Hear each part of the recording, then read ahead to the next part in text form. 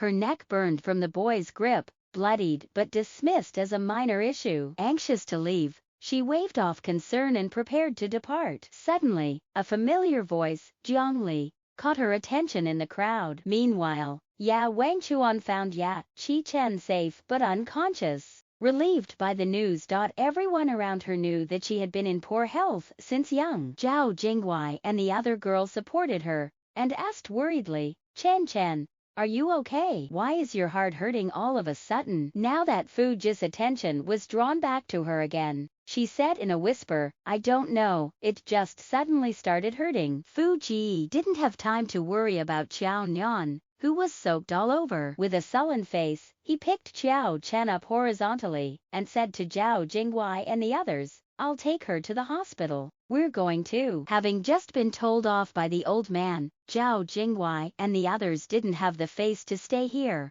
and took the opportunity to follow them. Fu Ji and his party quickly passed through the crowd and left. Cough. Qiao Nian heaved a sigh of relief when the little boy vomited water from his stomach and then took off the acupuncture needles from the back of his neck. Only her neck felt like it was on fire. She wiped the place where it hurt and looked down to see her hand bloodied. It must be because the little boy had grabbed her too hard in panic and had caused her neck to bleed. The old man who had just told off Qiao Chen and the others noticed the wound on her neck and said worriedly, Little girl, your neck has been scratched. Wait for the disinfection in the hospital. Don't get infected. Qiao Nian didn't take this bit of blood to heart. When Qiao Chen was seriously ill, she had drawn 300 cubic centimeters of blood every month for her to continue her life. This little bit of blood was no different from a mosquito bite to her. I'm okay. Still worried, the old man followed her anxiously and said,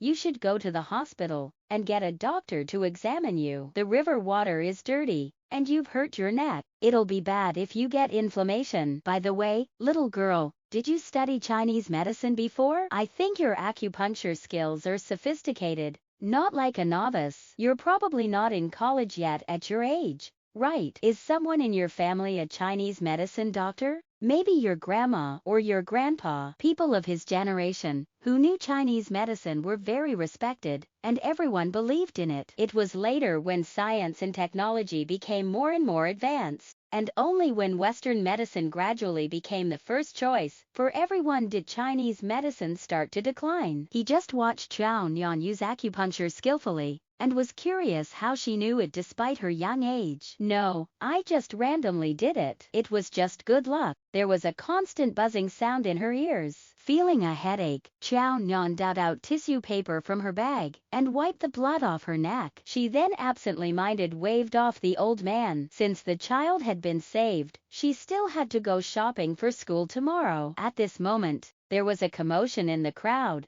and it seemed like someone was coming towards them. Before she could look up, she heard a familiar voice. Qiao Nian. This voice. Looking up, Qiao Nian saw who it was and suddenly paused. Why was it her friend, Jiang Li? When Wangchuan rushed over and saw so many people gathered under the bridge, he knew that Qi-chen must be here. Although afraid that bad news would greet him, his strong self-control forced him to step forward, and the situation was much better than he imagined. Qi-chen was lying on the ground with his eyes closed, but he was still breathing. He was curled up, coughing, and spitting water out constantly. A step away from him, he saw a girl drenched all over. Her white enamel-like skin was almost white and transparent now, and her black hair was wrapped around her snow-white neck. Her soaked clothes stuck to her body, forming a rough outline of her thin figure. Her dark eyes looked at him in astonishment when she heard him yelling, and she even seemed a little impatient. Wangchuan never expected such a scene to greet him when he came over. His subordinates checked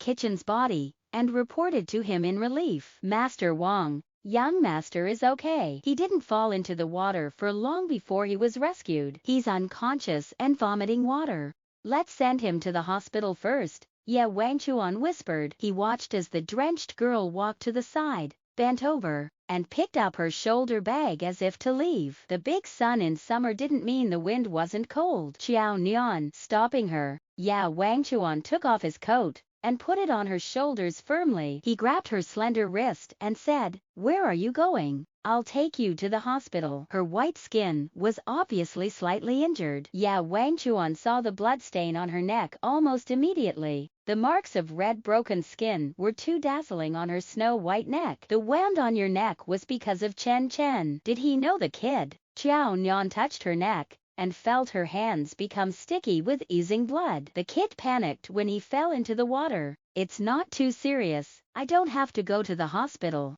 Let me look at your hand." Wang Chuan firmly grasped her wrist and pulled her palm open. There was a bright red mark on the center of her porcelain white palm. He pursed his thin lips tightly, and those bloodthirsty eyes of his became deep and heavy. "Let's go to the hospital." Xiao Nian struggled to twist her hand away. Her temples suddenly jumped, and her eyes were full of resistance and annoyance. "It's just a small injury. I'll just buy erythromycin at the drugstore and wipe it off." Because of Xiao Chen, she had been to the hospital too many times before. She had long become insensitive to hospitals. Wang Chuan wasn't in the mood to discuss with her. With a bloodthirsty and noble handsome face, his expression was stubborn, and he still didn't let go of her hand. "Go to the hospital or I'll call your grandpa. Choose one out of the two." Xiao Nian was confused. What was wrong with him? Jiang Li also hurried to the periphery of the crowd. "Sorry, let me through." After squeezing past the crowd, he saw a man standing out among the crowd at a glance. At this moment, the man was holding a girl's wrist. The girl's white skin was conspicuous, and her beautiful legs were thin and straight. Her outfit looked a little familiar, as if he had seen it somewhere before. Walking closer, he immediately recognized the delicate and impatient small face. His peach blossom eyes were filled with surprise as he blurted out,